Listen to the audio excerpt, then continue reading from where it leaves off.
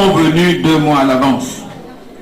Pour ce qui concerne la présidence de l'Assemblée nationale, lui, le président Macky Sall, sait très bien que nous avions un accord ferme. D'autres personnalités de ce pays, que je ne citerai pas ici, peuvent en témoigner, car il leur avait dit bien à l'avance. Le 12 septembre, à exactement 9h26,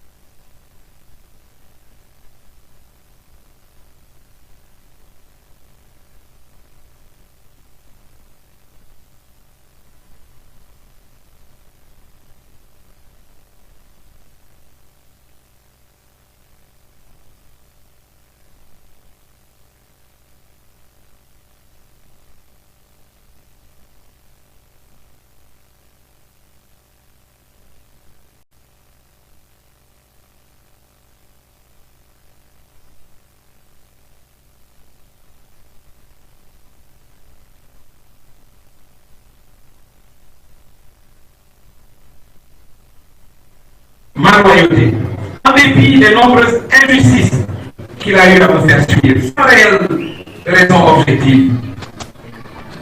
C'était la primature parce que j'aurais perdu les municipales. Je souhaite bonne chance à l'actuel Premier ministre. Je ne pense pas qu'il ait gagné chez lui, au Parcelles Série. Mais chaque fois qu'il s'agit de Mimi Touré, c'est un cas spécial. Ces situations, je les mettais sur le compte des aléas de la vie politique. Je devais assumer mon choix de vie, celui de l'accompagner dans la construction du Sénégal. Était-je naïf? Non. C'est un choix de vie, celui de s'engager pour le développement de mon pays. Choix qui vient avec des inconvénients et parfois de la souffrance pour vous, mais également pour vos proches, je m'en excuse. Mais c'est un bon choix, car il n'y a pas plus grande satisfaction personnelle que de participer à l'avancement de son pays. En tout cas, c'est ce. J'ai d'ailleurs régulièrement eu le choix de partir travailler à l'étranger, avec de nombreuses offres de postes de haut niveau, au niveau des Nations Unies. La dernière en date, c'était 1 mois avant les élections législatives, et j'en ai toujours informé le président Macky Sall. Je voudrais, mesdames, messieurs les journalistes, bien me faire comprendre. Ce n'est pas une histoire de poste, encore moins une histoire de privilège. Autrement, je ne serais pas ici à vous parler, j'aurais accepté les nombreuses propositions que le président Macky Sall a envoyé ses émissaires me faire. Les propositions, je les ai trouvées un peu particulières d'ailleurs. Moi, je ne m'assois pas sur les postes des autres.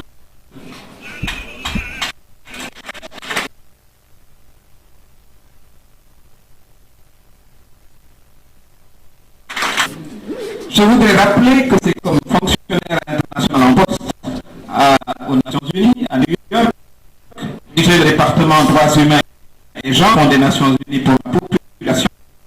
J'ai eu contact avec le candidat Macky Sall pour la. Rappeler que c'est comme fonctionnaire international en poste aux Nations Unies, à New York, où je dirigeais le département droits humains et genres du Fonds des Nations Unies pour la population, que j'ai pris contact avec le candidat Macky Sall pour l'accompagner politiquement alors qu'il n'avait aucune fonction. Il n'avait rien de particulier à offrir. Il était dans l'opposition avec aucune certitude de devenir président de la République. Évidemment, d'autres l'ont accompagné. Et c'est l'occasion d'avoir une pensée pieuse pour Alioune Badara Cissé qui nous a quittés il y a tout juste 1 an. Que Dieu veille sur lui au paradis parmi les valeureux. C'était un patriote sincère et engagé. J'ai aussi une pensée affectueuse pour tous ces milliers de militants sincères et ces nombreux responsables de 2012 qui se demandent quel est le sens de leur engagement quand ceux contre qui ils s'opposaient en 2012 deviennent aujourd'hui les choisis et les choyés. je considère qu'il est plus que temps qu'on remette de l'éthique dans la politique. La politique, ce n'est pas la ruse, ce n'est pas l'abus de confiance, ce n'est pas la préférence familiale. La politique peut, elle doit même s'accompagner de valeurs humaines, d'éthique et surtout de respect de la. Ce qui me permet de faire la transition sur la question centrale, qui au fond est à l'origine de tout ceci. C'est la question du troisième mandat. Haut et fort la possibilité du troisième mandat du président Macky Sall, si je l'avais fait, je serais à cette heure-ci en train de vous offrir un cocktail de bienvenue comme président de l'Assemblée nationale. Mais si je l'avais fait, comment aurais-je pu me regarder dans la classe? Comment aurais-je pu regarder mes enfants dans les... Comment aurais-je pu regarder les Sénégalais dans les yeux? En 2011, je faisais auprès du candidat Macky Sall pour lutter contre le troisième mandat du président Abdoulaye Wade. Ce qui nous fait, rappelez-vous, 11 morts, dont l'étudiant Mamadou Diop écrasé sous nos yeux par un char lors de la manifestation du M23 2012. Comme directeur du cabinet de campagne du candidat Macky Sall, j'avais moi-même saisi le Conseil des droits de l'homme de Genève.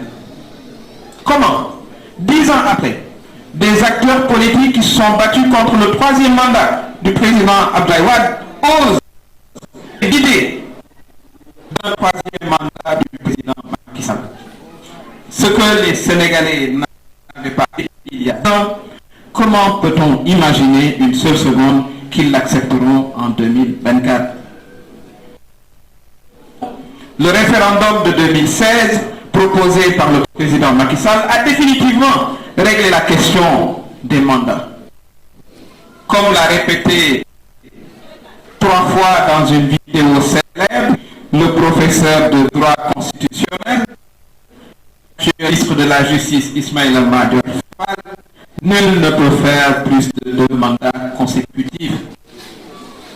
Le président même l'a dit à moult reprises sur toutes les chaînes de télévision du Sénégal et du monde. Comme président de l'Union africaine, le président Macky Sall a l'obligation de donner l'exemple à l'Afrique. Je l'ai entendu faire des plaidoyers pour l'Afrique la semaine dernière. Et il a l'occasion aujourd'hui d'appliquer ce qu'il dit. De servir d'exemple à toute l'Afrique, éviter de vouloir s'engager dans ce mandat impossible juridiquement, moralement.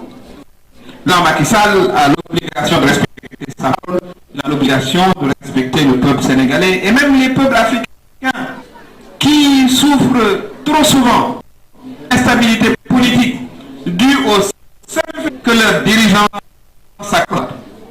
Le président du Nigeria, dans son discours à l'Assemblée générale des Nations Unies cette semaine, a eu de mettre en garde les chefs d'État qui manipulent leur constitution pour rester au pouvoir, créant ainsi mort et désolation dans leur pays.